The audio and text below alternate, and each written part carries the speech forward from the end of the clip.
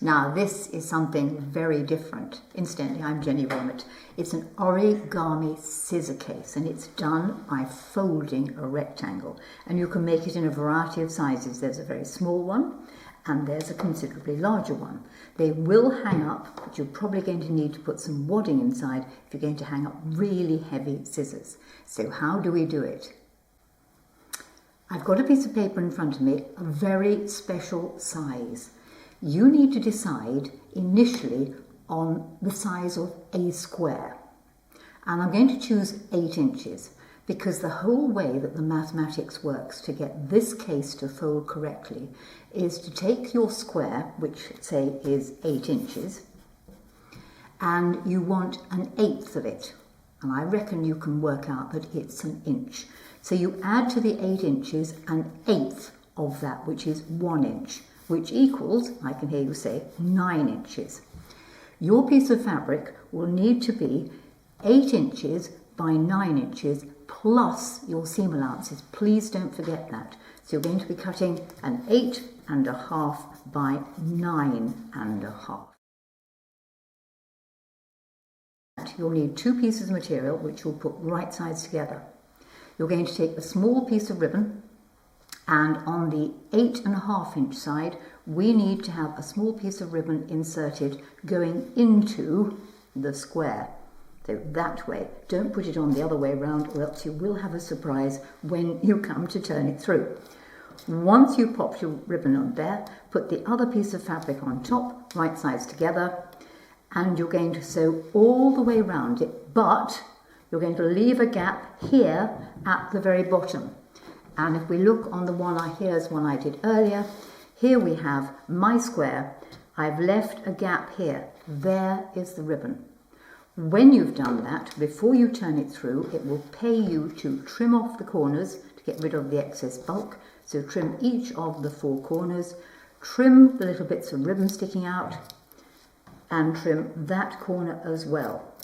When you've done that, remove any pins, and you're going to turn it through the hole and give it a good press. So turn it through the hole, poke the corners out well. So I've turned it through, pressed in the little hole here. Now, if you wish to have green where I've got the green on this scissor case, start off with the green on the top side. You're going to fold up the end where the little hole is, and you needn't worry about stitching it up, by 2 inches. The 2 inch measurement comes from the 1 inch we added on extra in the beginning. If you remember, we made this a 1 inch longer, plus another inch. So fold it up by 2 inches. And then you're going to fold it in half, keeping that folded edge on the outside so you can still see it. Don't worry about that little hole, it'll get totally covered up. If you are worried, you can sew it up if you must. You're now going to draw a 60-degree line from the corner of the fold up here. And you could use the triangle, which is my new ruler, and there'll be a demonstration of that on YouTube very soon, so just look for triangle.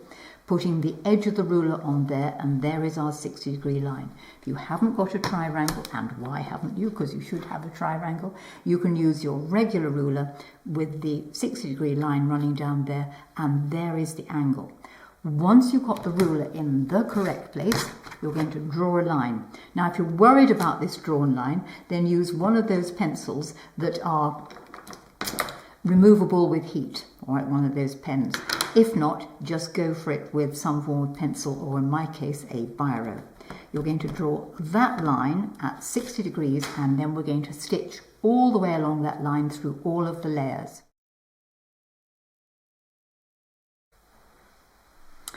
So having stitched through all the layers along that 60-degree line, all you're going to do now is lift it up, open it out and squash it, and it will squash, strange enough, into a 60-degree triangle.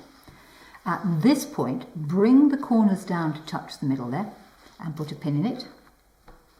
And you're going to do the same thing on the other side. Let's just get the pin in the right place. And there.